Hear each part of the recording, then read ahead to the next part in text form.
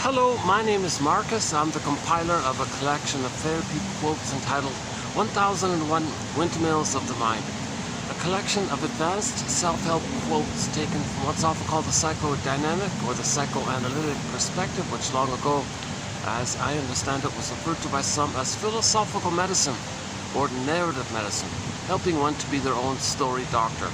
Well, speaking of doctor, the film director Pete Docter created the Inside Out film back in 2015, and we discussed a little bit about it in the past 4 parts.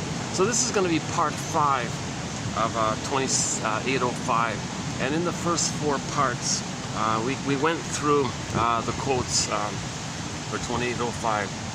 It was kind of on the lighter end, a little bit about the Snow White story, the fairy tale, a little bit about the Peanuts, the comic strip between Lucy and Linus,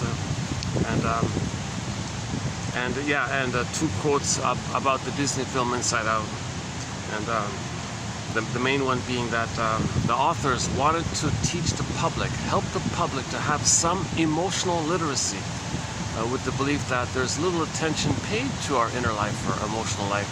We kind of ignore it, brush it aside, take it for granted. And enter Snow White. That's why she's in this glass box. We're not paying attention to our true self, or feeling self, or authentic self, or sense of beingness. Snow White is a metaphor for a person's beingness, their beingness. You know, that's one theory around it. My favorite quote from the batch was by a guy named Eve Hendricks about repetition compulsion. Like when there's trauma, the theory is we keep repeating it, thinking we're going to undo it, change it, but there is time. But the unconscious brain, when it's traumatized that early on, that part of the brain doesn't know time, but all the energy is being fueled into that memory. But there is time, that's the confusion. So as we go through life, we're repeating the past. We're thinking the present's still the past emotionally. The present's just like a staging for the past, and we're still trying to get a better emotional outcome for the past. That's called repetition compulsion. We repeat, recreate, redo, reenact that frustrating, disappointing interaction with the mother that causes the person to have their beingness, their Snow White in a snow box, an ice box. It could be frozen, it could be petrified, it could be turned to stone. The common motif, this motif of our authentic self, our beingness, our true self, being frozen, locked away, far away, down a tunnel, down a cavern, in an ice box, in a glass box. This motif can take a variety of forms. Usually it's something frozen. In the Disney film Inside Out, actually, according to the trailer, they're in the glass bottle. The repression is Joey and Sadis is in the glass bottle. It's a variation of. So this basic motif can take a variety of forms, but it's the same psychological message that our authentic self is unavailable to us. It's that we're kind of removed from it, like a glass wall there kind of thing, and it's not really fully alive even. Like Snow White was in a deep sleep like that, so it's not really we're not really coming from there. So we feel something's missing. We're meant to come from our beingness, our sense of beingness, our sense of self, our authentic self, our ontological self, our feeling self. I feel therefore I am this self. We're meant to come from this inner home kind of thing. So that's what's missing. When there's trauma, the child freezes up his inner home, develops a scaffolding of defense mechanisms called the personality structure, and they use that personality structure to maintain the denial, to not be aware of the pain. It protects the person from the pain of losing their true self. So now this adaptive self, or false self, or unreal self, or whatever you want to call it, we use it to go through life, so we can still get 10 PhDs and 10 medals and 10 awards, but we live to the extent that we feel. So something's missing if we're not feeling. If we're getting the 10 PhDs and we're kind of numb, sleepwalking through life, we're missing something. That's what we're trying to get back. So we had the authentic self, we lost it, we want to get it back. The golden ball went down the well, we want to get it back. Okay, Miss Cora in the Greek myth got pulled down, she comes back as Persephone. Odysseus was removed from his home Ithaca. We all live in a psychic house called the Soul Castle, and Odyssey was Ithaca. So Odysseus was far removed from his home, inner home. That story means finding your inner home. he kept saying, I want to go home. And he means inner home. It's a metaphor for finding our inner home. So finally, he found his inner home and was reunited with his feelings, the Penelope. So once again, myths and fairy tales are metaphors for inner dynamics, the true on the inside. Like dreams, they're soul stories, they're true on the inside. Every character in a myth or fairy tale represents some kind of personification of some element belonging to one mind. And the motifs are the same. The motifs in any fairy tale, like if you take the fairy tale and mythology and anthologies from any place around the world, those motifs are the same. Now these motifs are metaphors for psychological trauma. So that's the issue. We're homotraumicus on today's topic, actually. And so we all have the same phenomenon. We're all in the same boat. We're all traumatized version of ourselves. So we became Homo sapiens 150,000 years ago, but 10,000 years ago, roughly, we accidentally traumatized ourselves. So we can just temporarily call ourselves Homo sapien traumicus or Homo traumicus for short. One guy calls it Homo economicus. We'll get into that part in a bit, actually. Yeah, so back to repetition compulsion. So the basic premise is, by the way, our lead author on this is Paul Levy-Russell. If you look up 2119, TQ Therapy Code 2119. Yeah, so we have 10,000 quotes in our collection, 10,000 advanced self-help quotes, something like this. Not too short, not too long, clear, easy to understand. If I get it, you're going to get it. I only have a BA, I'm not a professor. Okay, there's no convoluted jargon here. These got to be clear, helpful, useful. The manner's warm and friendly. It's educational, it's enlightening.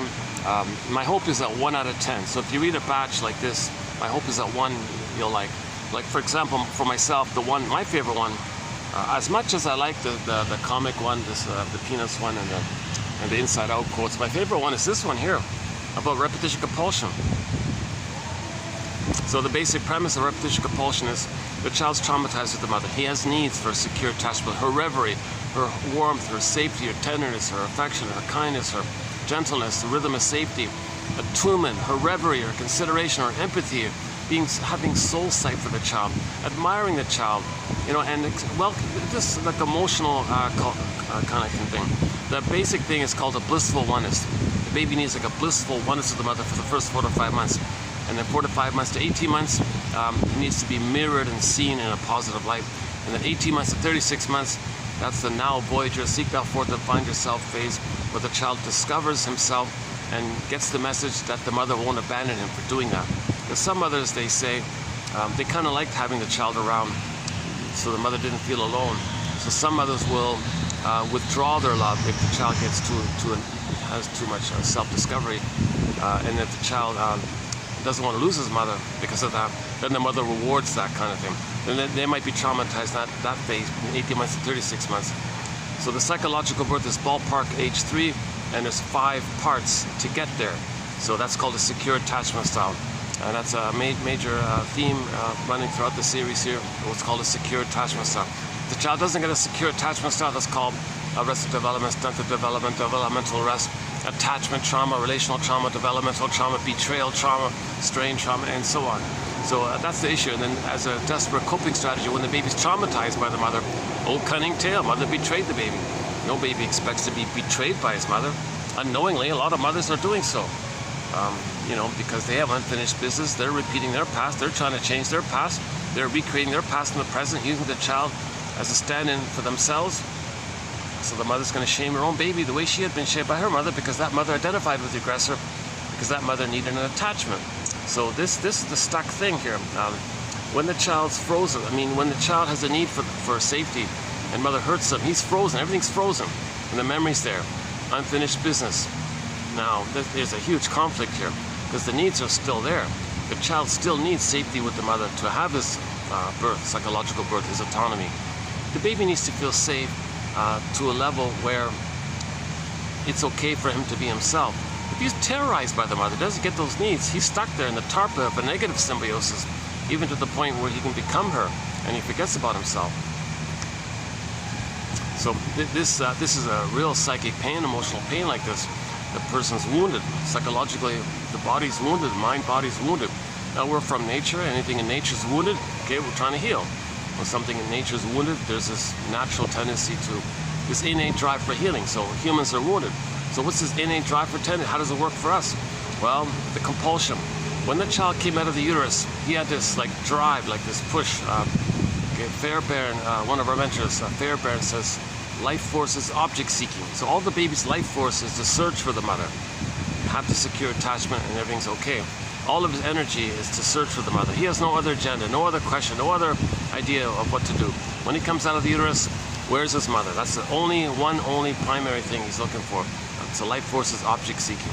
So the first object just means, usually it's a person, but in general, anything, person, place, thing, whatever, anything. Usually it's a people, but that's emotionally important to you that you connect to. So the baby's first object is the breast mother.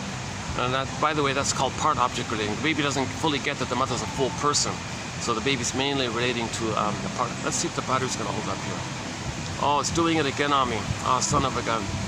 I have this bad, this is why this is a part, this is why this video is in 5 parts, because I have this constant, I've got a serious tech issue here. My battery's not charging up on the battery pack. It keeps draining.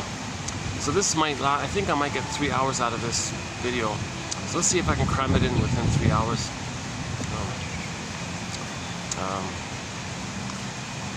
Hold on a sec. Let me double check something. Yeah, see, it's not picking up. So I've got the battery pack here. It's not using it. What's going to happen is I'm going to use the built-in battery in the phone, but that's, oh no, not 3 hours. It's more like an hour maybe.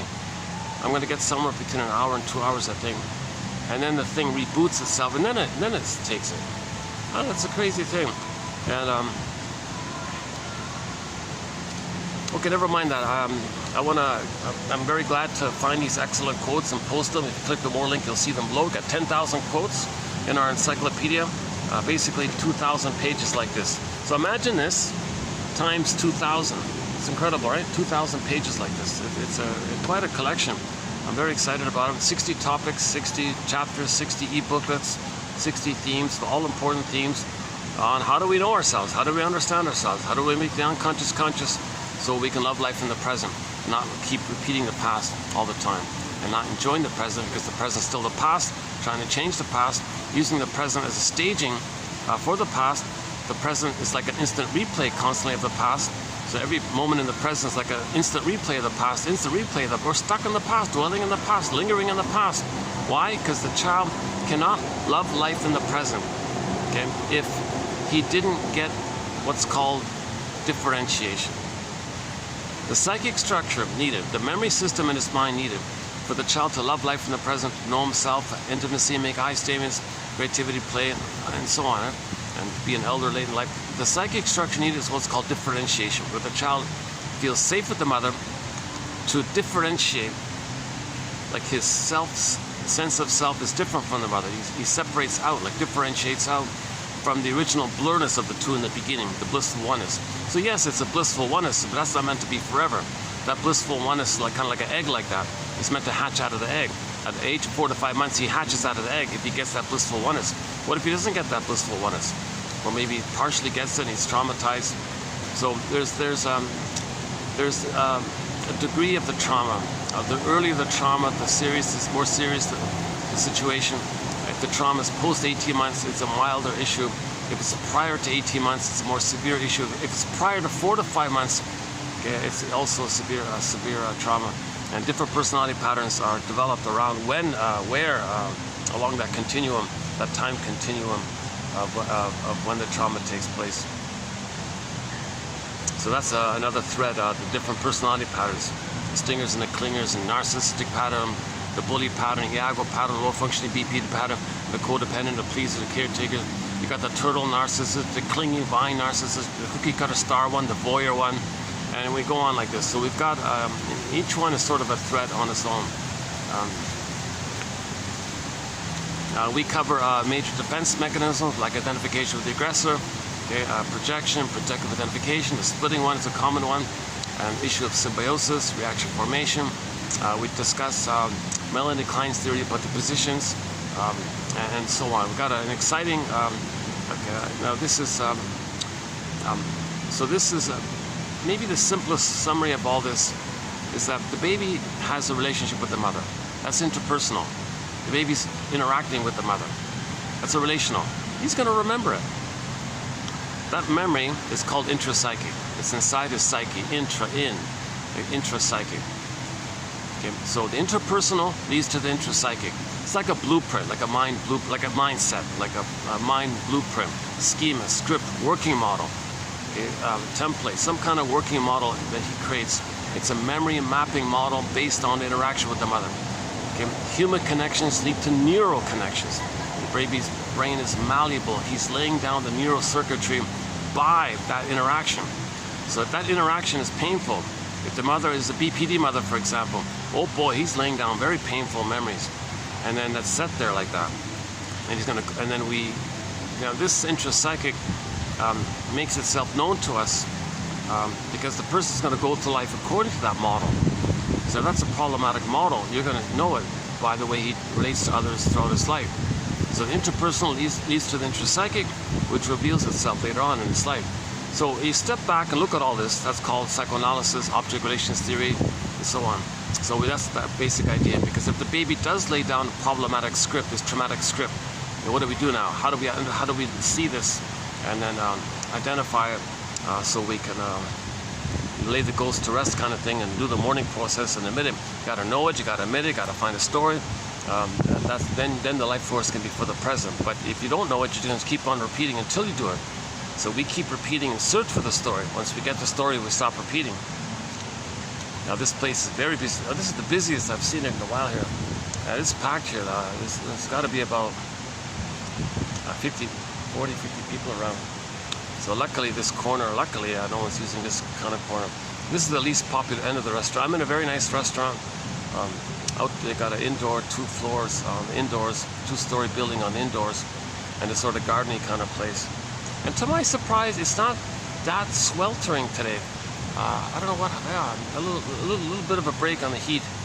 It's still sweltering. Like it's still, mid 30s.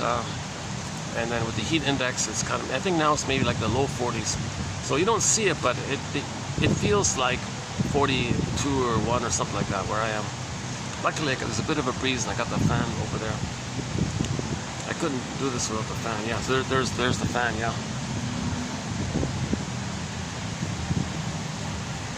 Try not to get anybody in the camera. Sometimes by accident somebody might end up in the camera a little bit briefly. So, okay, repetition compulsion. The baby has an interaction with the mother. Okay, memories are relational. The baby is passive, helpless, powerless, vulnerable, trusting. Okay, the mother's the whole world. The mother's everything for the baby. Okay, so there's the baby and the mother. Now in the baby's mind, it's all blurred up. There's no psychic boundaries yet. The baby doesn't know where he begins and ends or where the mother begins and ends. It's all kind of blurred up. The baby thinks the mother's him even. It's all confused, it's all meshed up like that. But still, nevertheless, there's a baby and a mother, and and his brain's going to record it. Okay, hold a sec.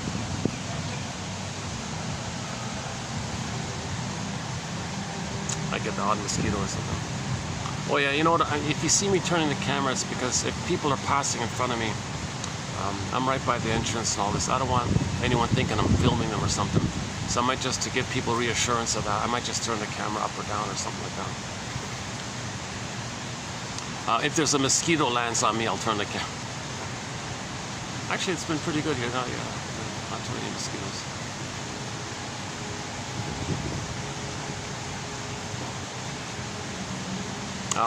Repetition compulsion. Yeah, so memories are relational. The baby and the mother. So imagine like a little loop. Now remember, the baby's brain doesn't know time. There's no time. The baby has what's called primary mentation, primary process mentation, primary process thinking. This kind of mentation, this kind of mind, what's going on in the mind, how the mind is bubbling or something. This kind of mentation or way of thinking, it's not like normal conscious thinking. This is like so-called beta element. Like this is just like there's no conscious logic there.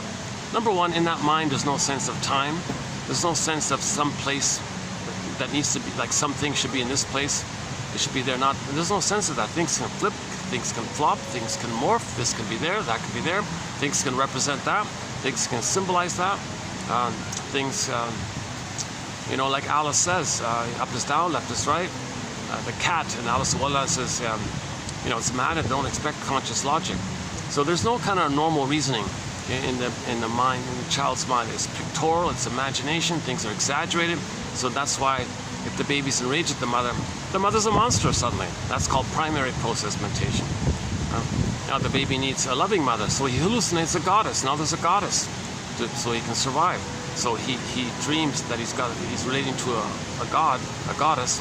That's how he keeps himself safe, so he can feed properly. That's, by the way, that's known as a splitting mechanism. If the mother's hurting him, he sees her as a monster, denies it, makes up another one. Now there's two entities in there, but no, the mother's just one person. Baby can't handle this reality that his actual mother's hurting him. He sees her as a monster and makes up a goddess. So I think that's what we mean by primary process mentation. And myths and fairy tales are from this, are about this. The storytellers managed to, from their own dreams and over thousands of years, kind of got refined on all this. Storytellers had an intuition about it. So we have this whole anthology of myths and fairy tales. They describe our traumatized mind. Myths and fairy tales are metaphors for our traumatized mind. They show us our traumatized mind. They show us that we're traumatized. A goddess and demon, that's trauma. A good fairy, bad witch, that's splitting, that's trauma. This cord gets pulled down, that's trauma. You know, Echo is a statue, that's trauma. Okay, Snow White is in a glass box, that's trauma. All these things, it's what happens when the baby's not loved properly or unmothered properly, or the mother's not around, oh cunning tale. And we've got a whole long list detailing the various ways mothers are failing their babies. Believe it or not, I'm still kind of in shock myself, but now I'm getting it slowly, that mothers are failing their babies big time. One estimate is 90%. 90% of the mothers are failing their babies. And we go into the, let's not run through the list here. That takes like 2 hours to go through. It's always a challenging one. And we got a challenging topic that's coming up in this part 5 anyway, so yeah.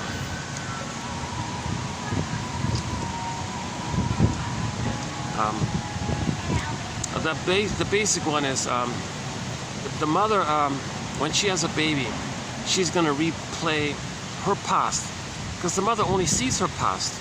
The mother can't see the present when she has such a great unmet need from the past. She only sees that old unmet need. So in the present, she's still in the past in terms of needs. So she's going to recreate and replay what had happened to her, with the hope that she can somehow master, change, get the love that was needed. So what does she do? Well, first of all, that mother is her mother due to trauma.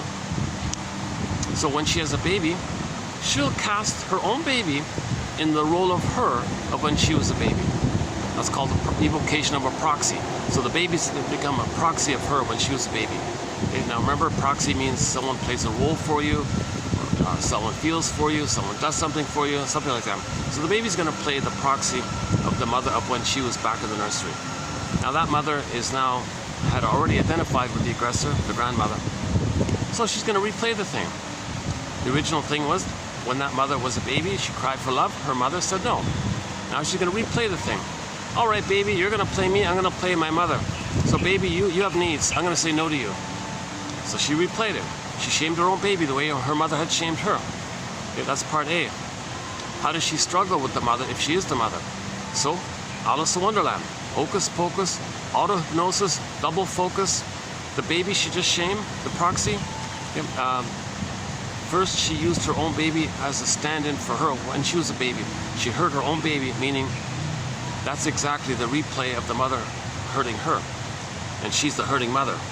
Okay, then that's part A. So part B is, after she hurts her own baby, in Alice in Wonderland, she'll see the proxy baby suddenly as the mother who hurt her back in the nursery. Now she's back struggling with the mother. Can you imagine a poor baby? Hold the phone, mother. I'm not you from back in your nursery. Whoop, now you think I'm the mother who hurt you back at that time? What's going on? Are you psychotic or what's going on here? So that's repetition compulsion.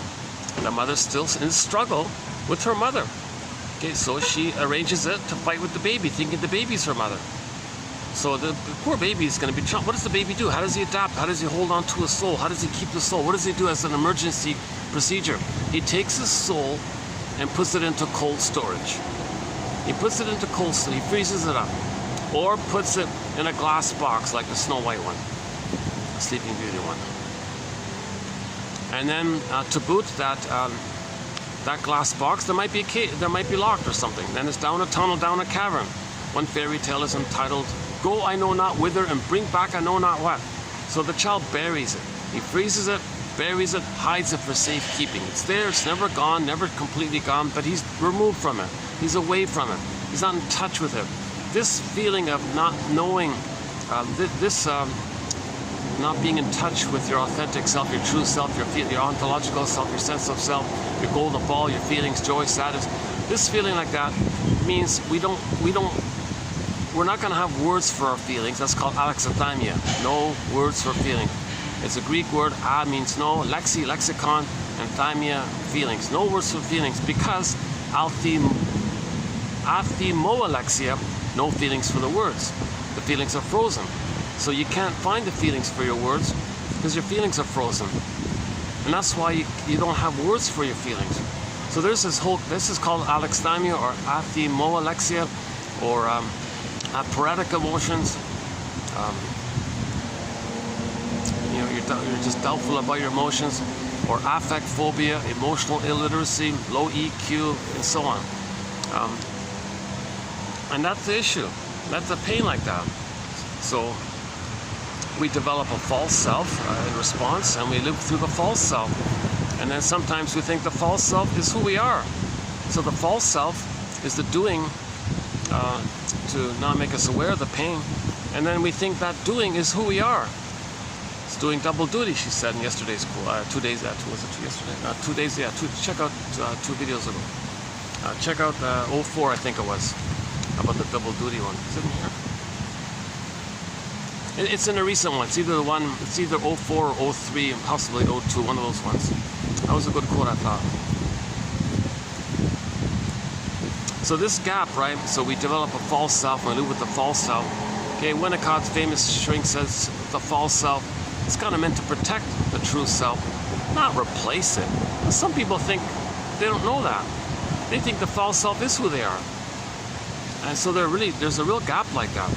And that's a real pain like that. And we're missing our connection to our beingness. We don't want to live our whole life with Snow White sleeping the whole time. We don't want our soul to be frozen in the block of ice metaphor. Or we don't want our soul to be like a statue all the time. Imagine now your soul is like turned to stone kind of thing. A metaphor. We don't feel alive and real.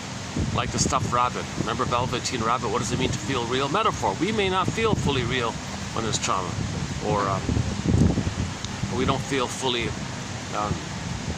like alive, because real and alive, because a variation is that woodcutter story where the woodcutter or carpenter guy took out a block of wood and carved out this little figurine of a little boy made out of wood, and then he was praying, "Oh, please let this wooden boy, let him be like a real human son." He wanted to come alive. Metaphor. We don't feel fully alive. We don't feel fully real. That's Joseph Campbell's summary of the hero's journey. At midlife, we realize this. Then at midlife, we go and search for this feeling of being real and alive. Okay, that means waking up Sleeping Beauty, waking up Snow White. So we gotta accept it. Or maybe that's the kiss part. We gotta like really be tender about ourselves and accept it, kind of thing. So it's like unconditional self-acceptance of our trauma. Don't continue to shame yourself the way your mother shamed you. You gotta say, "Sorry, mother, you shamed me. I'm not gonna shame myself anymore. I'm gonna differentiate from you. I'm gonna self-reparent." So the prince kissing Snow White, it's kind of like when we self-reparent ourselves, or when we're gonna be kind to ourselves and be tender to ourselves. Okay, that's called self-reparenting. That's also known as adopting your own exiled, inner baby exiled self-view that was put into some other land or something.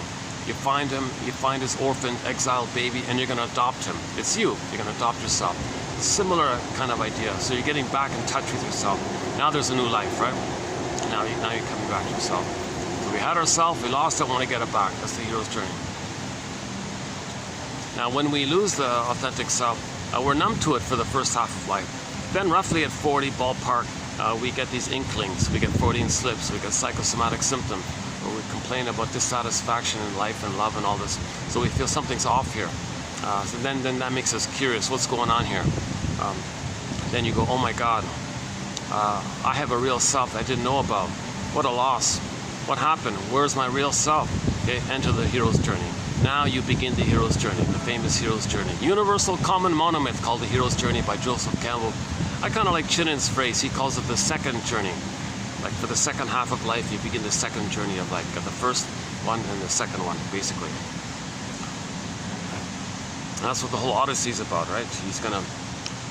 Okay, let's not go down that road too much. So the basic premise is, if the child is traumatized, okay, and then he freezes his soul up, he's spinning around, trying to undo it, correct it.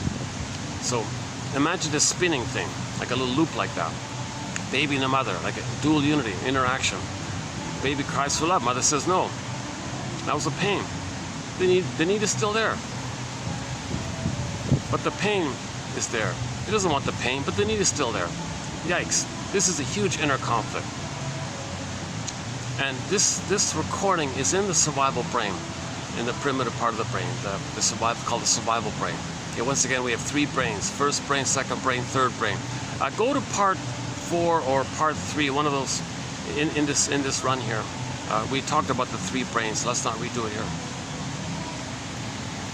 So, but anyways, that survival brain doesn't know time. So in that, recorded in that brain, okay, is that neural circuit like that. And it's looping around endlessly. And it's a painful thing because he wants love, mother said no. Wants love, mother says no. Wants love, mother says, it's looping around like this. Yikes. So all the energy's in this. So when the third brain comes online, ballpark age 3, that loop goes to the third brain. Now the third brain, which is our consciousness and all this, we're going to be driven by this loop. So we don't even know what this loop is, but we're going to follow it, or it's going to compel us to. It's like the puppet master. It's the iceberg metaphor. The energy of the iceberg under the water pushes the whole iceberg. It's called the id. All the energy in there is called the id. So it's a pretty powerful kind of force. It's called unconscious motivation. So we're going to be unconsciously driven by this loop. So when post-age, so we may go through life being driven by this loop. Mother, I need love. Somebody said no. Mother, I need. So you expect too much from others. No one can do it. You're disappointed. You eat a cookie. Can the sweets be mother's sweetness? No. Can you drink a glass of wine? Can alcoholic spirit be mother's spirit? No. Nothing you do post-age 3 can be the actual needed, good, positive mother experience that was needed back in the nursery. It doesn't work. This is called, so you're chasing like dreams, your symbols, a vision, like you're just tracing. It's called symbolic acting out or transference acting out. Because post-age 3, you're not at the nursery. Right? But we don't know. That's the thing. We don't know we're doing this. It takes us 20 years, or no, 40 years to realize this. So we spend the first half of life chasing this elusive, imaginary, unreal, relentless, unreal. Gotta find mother's love. Gotta find mother's love. So, okay, the baby had a need for mother's love. Mother said no. You can't know yourself unless you get that. So you're still looking for it. Now the solution, of course, is to realize you're doing this, pause, and mourn the reality that you didn't get mother's love. You never got it. You never will get it. Nothing past age 3 can be it. No time machines, no morphing machines. You can't change what actually happened. When you realize that, there's a real sadness about it. And then Janov calls it the death of unreal hope is the birth of new life. And that's what begins, that's what the second half of life is about, to kind of get there. Right?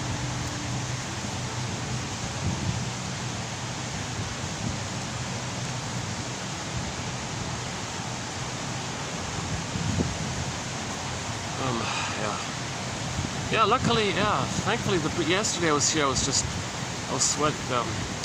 I did parts 1 to 4 yesterday, and it got nighttime, so I'm doing this part 5 here the next day. It's a much nicer day today, yeah.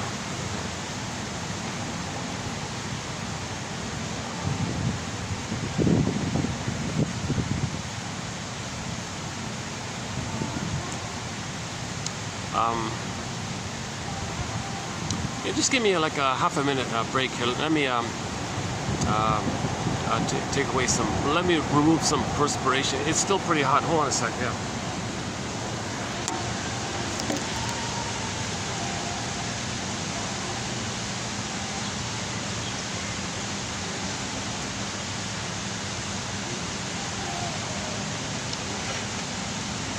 For the price of half a coffee, one can get this encyclopedia of insight.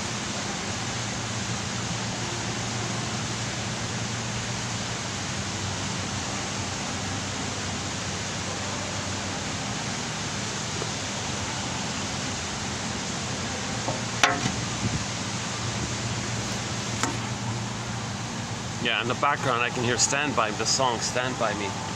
The restaurant's sort of background music here. Stand by. So the baby, the mother failed. The mother didn't say, "Baby, you can stand by me. I'll be here for you. You can stand by me." Betrayed. Mother, I thought I could stand by you. Mother doesn't see it. I don't see that need of yours. Because she had the need herself and it was failed for her. So she's replaying it. So when she betrays the baby, that's for the mother to know that she was betrayed by her mother. When the mother betrays her own baby, she's meant to observe that and realize that that's a communication, an inference that she was betrayed by her mother. She's got to make this inference. Her behavior is driven by the inferring mind. The puppet master is sometimes called the inferring mind, the non-reporting brain, the repressed self, the secret self, the shadow self. Get this and all the energy in there. So when we restage the past and the present, we're meant to like observe it and make the inference. Oh my God. The mother might say, "Geez, am I doing this? Is that my unconscious memory system bringing it up to me?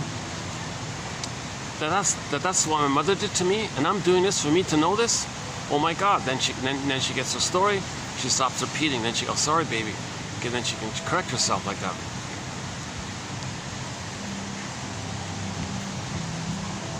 Let's finish up the loop part. So that loop is in the first brain. When it gets to the third brain, the conscious brain, it's being driven by this loop. So it's going to go through life crying for love.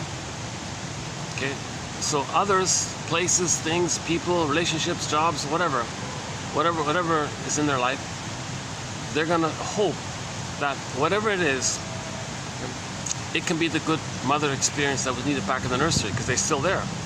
It's going to disappoint. Well, they try it again. Now they're meant to know that they're doing this, that they have this unrealistic expectation, to know that mother failed them. So if they're always disappointed, unsatisfied, they try. So hope, fail, hope, fail. Well, that's what the baby did. The baby had a great hope, it failed.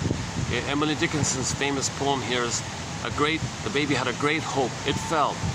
You heard no noise. The wreckage was within, O cunning tale, that let no witness it. When it's trauma, we repeat it. So you go through life with a great hope. Martha Stark calls this relentless hope.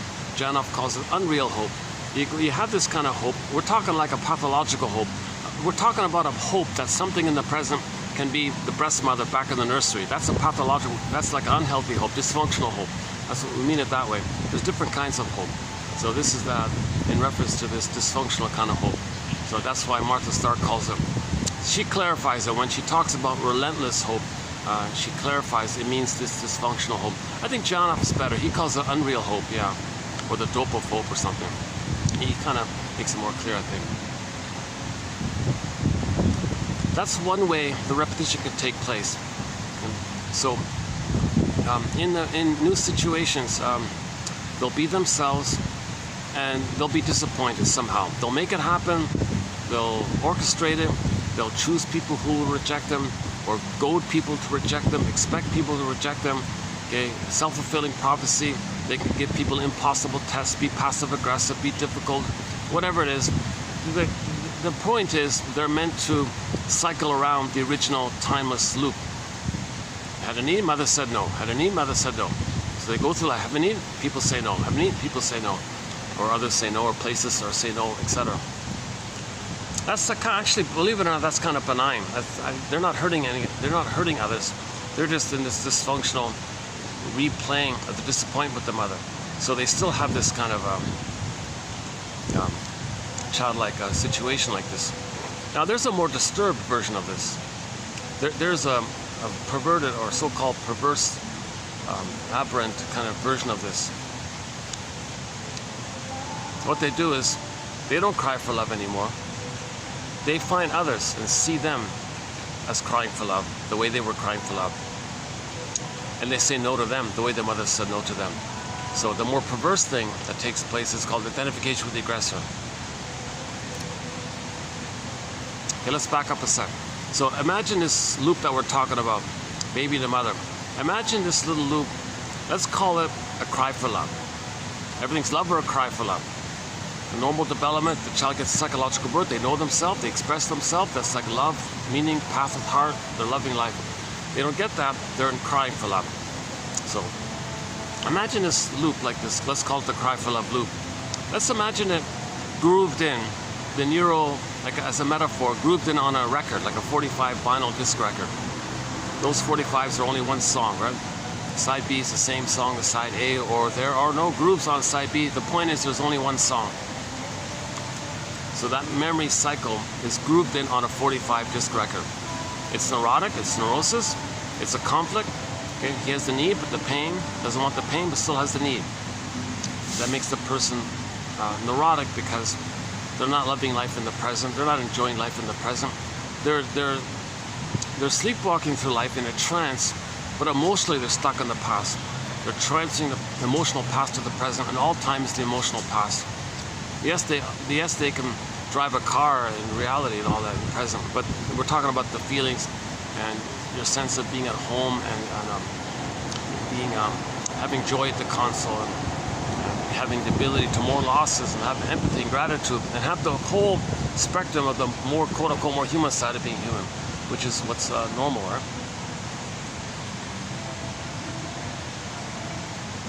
So imagine this record. So one of our mentors, Edmund Berger, he says this: every neurotic is a music enthusiast, but he only has one record. This one record that we're talking about. He carries this one record with him everywhere he goes. Every time he sees a turntable with never-ending fiery ardor, he spins off that tune. Meaning, in every new situation, he's going to replay, reenact, instant replay that past scene. The present's just a staging.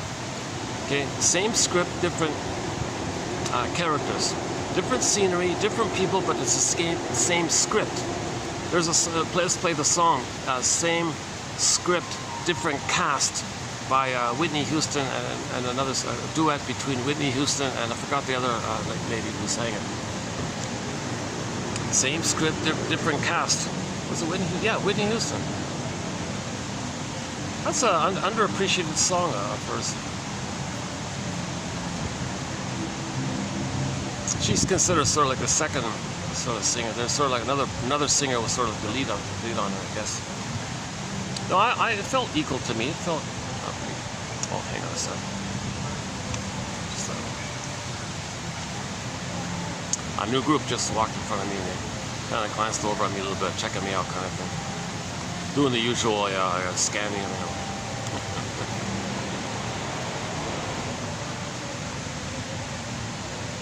Yeah, I missed it. Normally I would have turned the camera away so they wouldn't think I might be filming them or something. I missed that one. Yeah. Oh, they're gonna sit right beside me. Oh, jeez. Oh, don't sit near me. I'll sit somewhere else. Oh, Jesus Christ. Problem is, it's kind of busy here.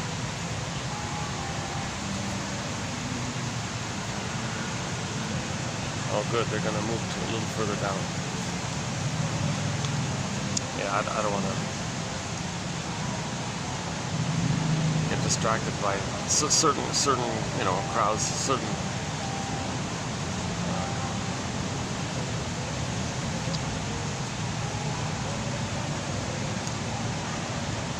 Well, there's still a visual there, but hopefully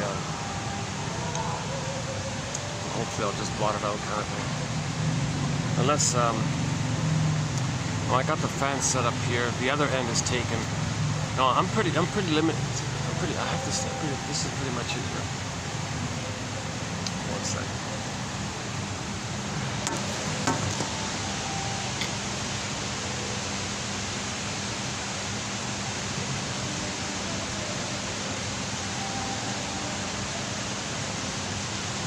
Yeah, once again, for the price of half a copy, one can get this encyclopedia.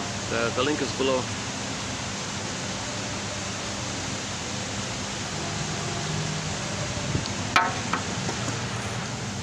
Yeah, it's just a minor admin fee. It's just a minuscule admin fee, like the price of a donut kind of thing. Barely. And these are hard to find quotes. They're clear, they're educational. I personally think everybody over 40 can benefit from this on their iPhone. And to take Robert Bly, leader of the men's movement, Robert Bly says, read psychology, okay, psyche, soul, mind, soul, feeling, psyche, all that inner life, okay, ology, the study of. Read psychology, the study of the soul, every day for 10 minutes. Now this psychology here is the psychoanalytic, psychodynamic, a little more in depth, sometimes called depth psychology. It's a little more about finding patterns, making inferences. Okay, there is some jargon. Robert Bly, back to Robert Bly, he says, "Oh, dear audience, please forgive psychology for its jargon. Please forgive it," he says. In a very humorous way, he was saying it to the audience. Please forgive psychology for its jargon, please. So it's clear, when there is jargon in here, it's going to be clear. I'm only choosing the clearest of the clear quotes. If I get it, everyone's going to get it pretty much. I only have a BA, keep that in mind, so that's part of it. Once again, my disclaimer, I'm not a doctor, I'm not a shrink, I'm not a midwife, doula, nutritionist, gynecologist, I'm not a counselor, I don't have a master's in counseling psychology. I don't have a marriage and family certificate, what is it, MF something? Diploma or whatever it is. I only have a BA. And it's not from a top school or anything, just a basic BA. So I'm the compiler of the quotes, I'm the compiler. So your mission, should you choose to accept it, is to judge these quotes or relate to these quotes or treat these quotes as clues for yourself and be your own detective. So psychoanalysis is not a magic breast. Psychoanalysis is not, emphasis on the word not. There's no magic words here, okay, in the unconscious, okay, breast, mother, milk, words, milk, giving. There's no magic like this.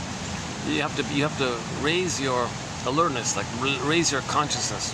So the quote I'm leading up to by Hendrik, he says the healing is your duty to free associate. Say what comes to mind. Find patterns. Speak honestly. Notice your resistance. Talk about your resistance. Ride the vehicle. Ride the feeling. Ride the feeling as a vehicle, and see where it takes you. Okay. Transfer your they. The dispersed of your pain with the mother that became the they. Take it back to the mother like that. You do these kinds of things. Find your pattern. Okay, what are you doing over and over again? When did it begin? And then to see yourself doing it actually in the moment with somebody, like make that kind of link like that. Your pattern, when it began, and a live example of it. That's called an interpretation. So a story detective, little clues. Be a detective. So find these clues. These are all little clues. So each one of these are like a little clue. Okay, so the journey is to be your own detective. Be your own psychological Columbo, your own psychological Perry Mason, your own psychological Jane Bingham from the Drop Dead Diva TV show. I kind of like the show Judd for the Defense. The actor was Carl Betts, a very good legal show. Very good psychologically minded legal show. We have some quotes from that show in our collection. No DVD. It ran for 2 seasons, I think, in the early 70s. Very good show. It's on YouTube. Yeah, it just posted on YouTube. Yeah, just recently. Oh, hold on a sec.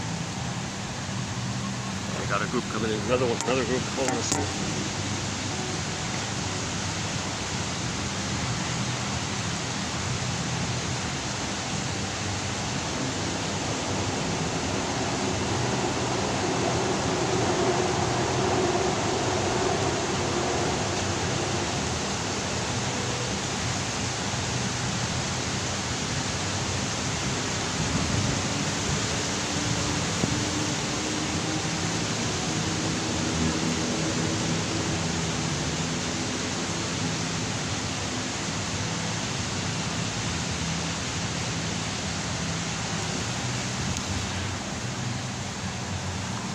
passing by.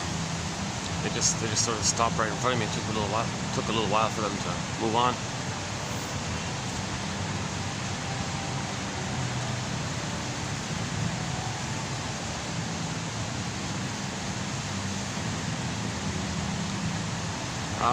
So I'm leading up to Eve's Hendrick quote. Sorry.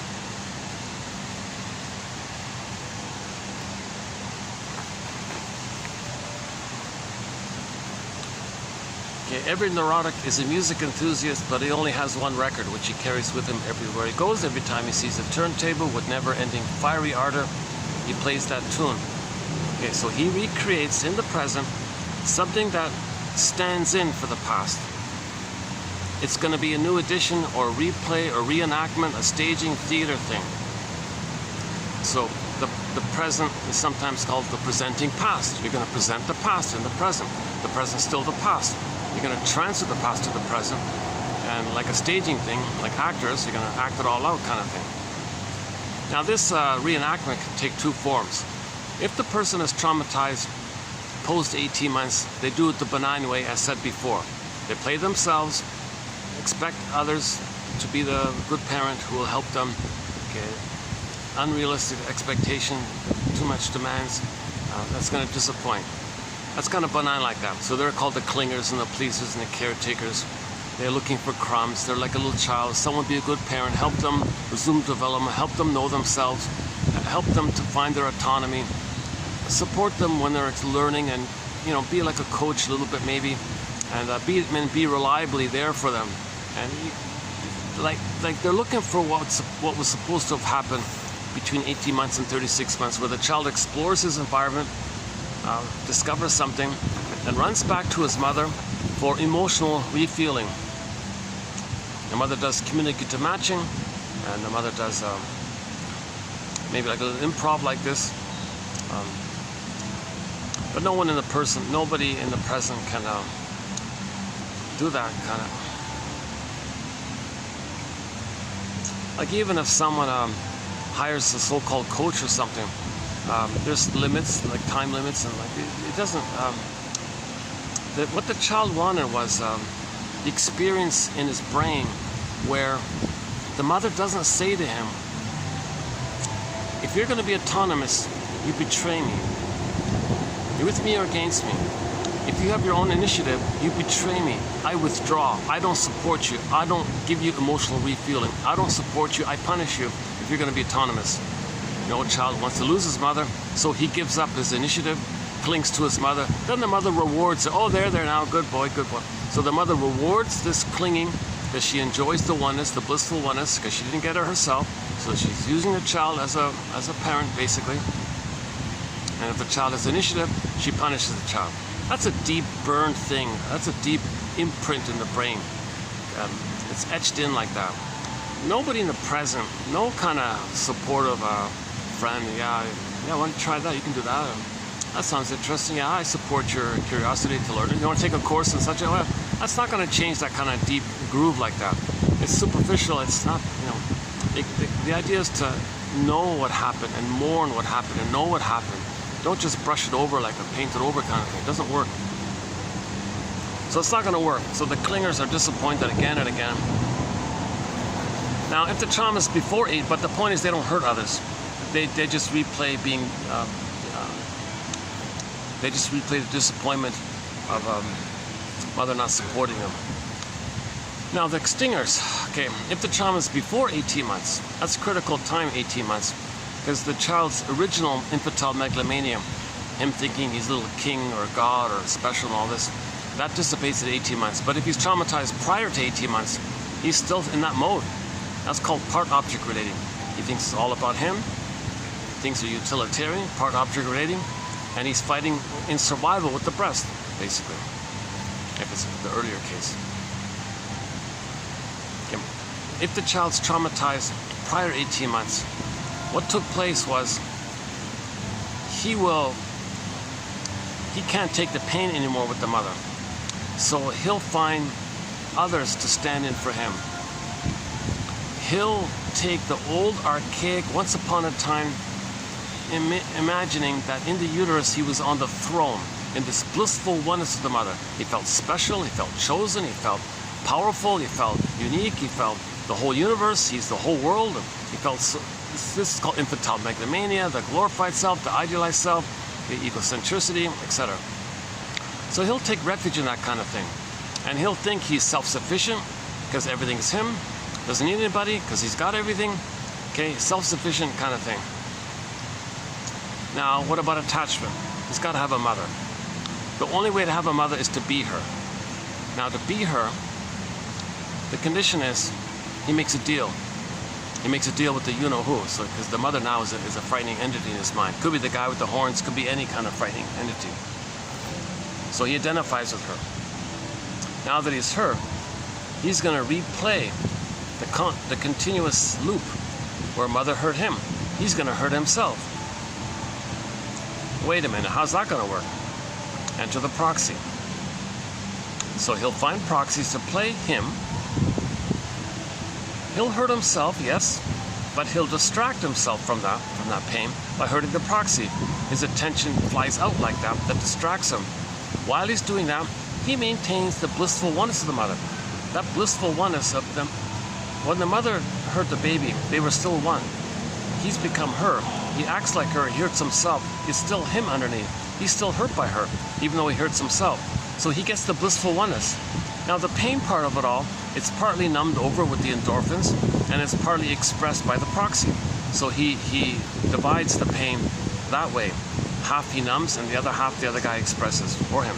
Meanwhile, he holds on to the addiction.